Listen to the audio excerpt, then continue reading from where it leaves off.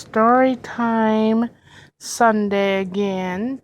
And we're going to read with Ariel. This is the Action Bible. This is a real Bible, but it has full comic book detail.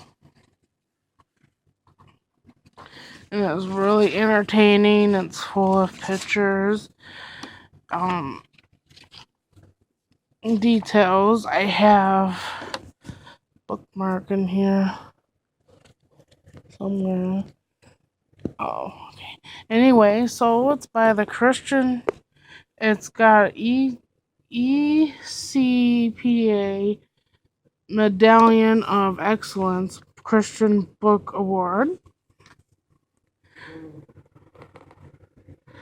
God's Redemptive Story. And it is illustrated. Let's see.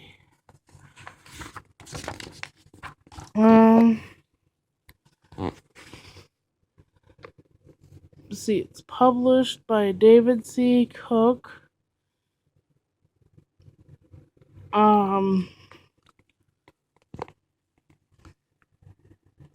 It's like the real Bible, but in fun colors. And here is the Sergio Carlello. Sorry about the pronunciation. He is the artist of all the pictures. So, a water bottle. And here's Ariel looking very excited to, she's got her teddy bear. Looking very excited. So let's get started.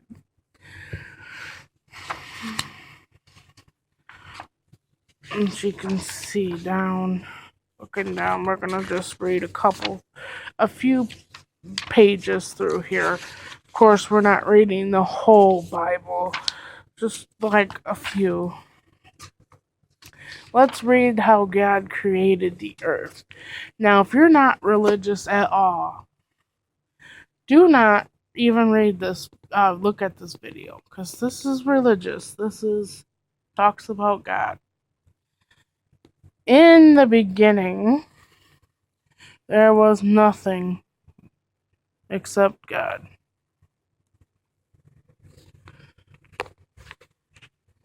Very shiny pages. Day 1, God's Spirit moved through the void.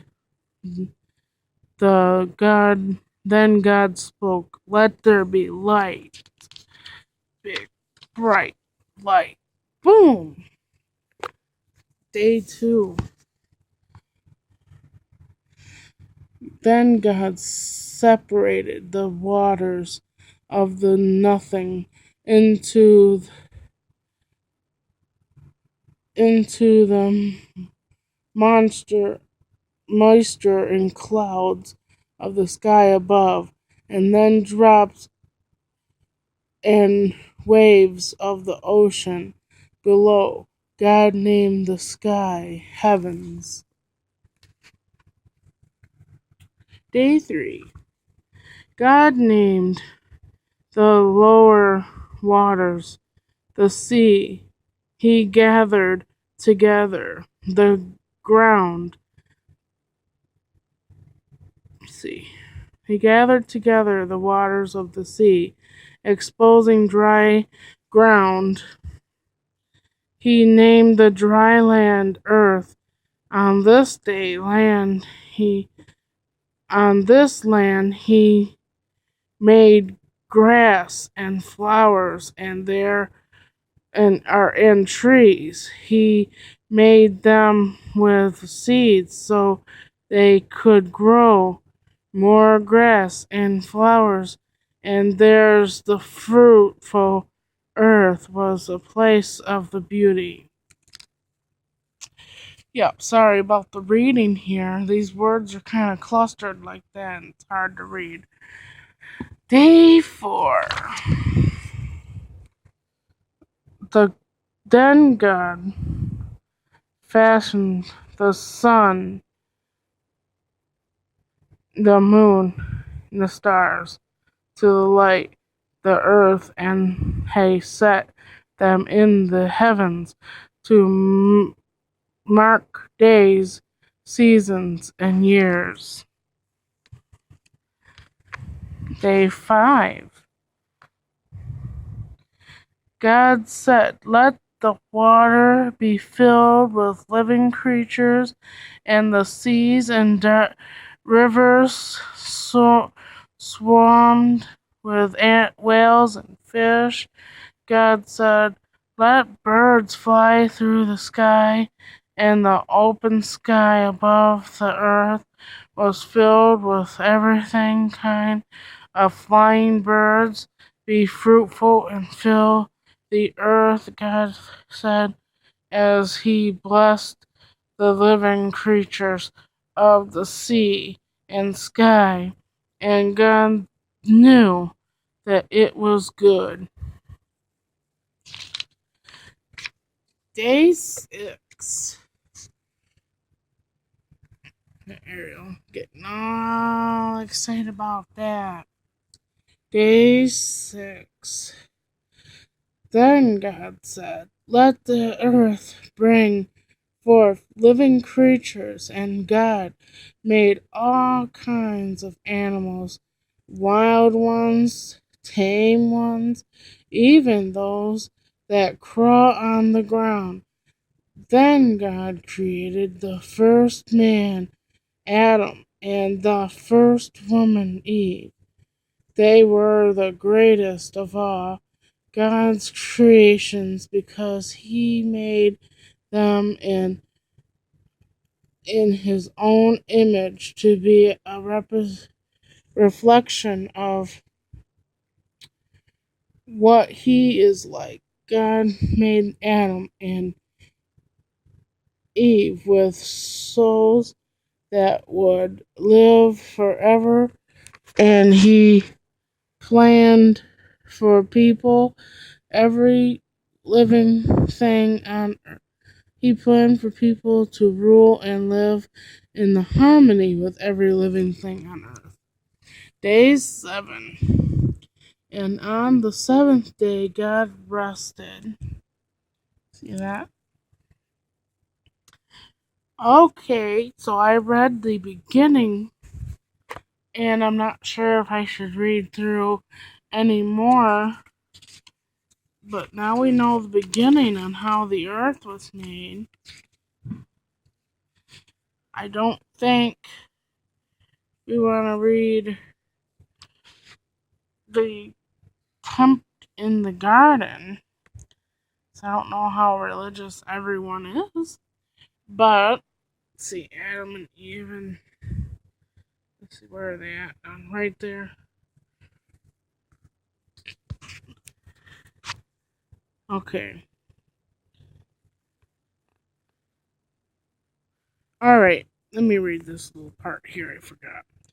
God showed Adam and Eve the beautiful and the fruitfulness of the garden they lived in. He told you he let's see lived in. He told them, "You may eat from every tree except one, and the tree of knowledge of good and evil. If you eat from that tree, you will die."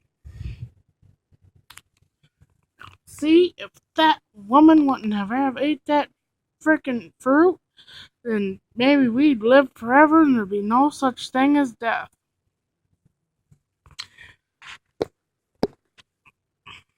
Darn her. Anyway, I think we will read one more passage. Tempted in the garden. "Look, the little bird comes when I call." God is good to us. He has given us everything. Everything except fruit. from the tree of knowledge of good and evil. Yes, that is forbidden. But Eve wanders, and one day she goes to the tree and gazes at the forbidden fruit. Look at her getting ready to make a big mistake.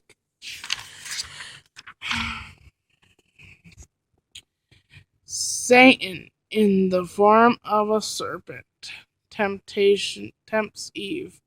Are you sure God said not to eat this fruit? Oh yes, if we even touch it, we'll die. Oh, you won't die if you touch it, see, and if you eat it, you will be wise, just like God. You're right. And if this fruit will make me wise, surely there's no harm in just taking one bite. Adam, it tastes delicious, and it will make you wise. But if the forbidden fruit has far different effects than the serpent promised, suddenly Adam and Eve realize they have disobeyed God. Their innocence taken away as well. We're not wise, we're just naked. Cover yourself with these leaves. We must hide. In the silence of the garden, God comes to Adam and Eve. How did you know you were naked? Have you eaten the fruit I told you not to eat? The serpent you created tricked me. I only ate one bite. The one woman you gave me handed it to me. Because you disobeyed me, you must leave this beautiful garden.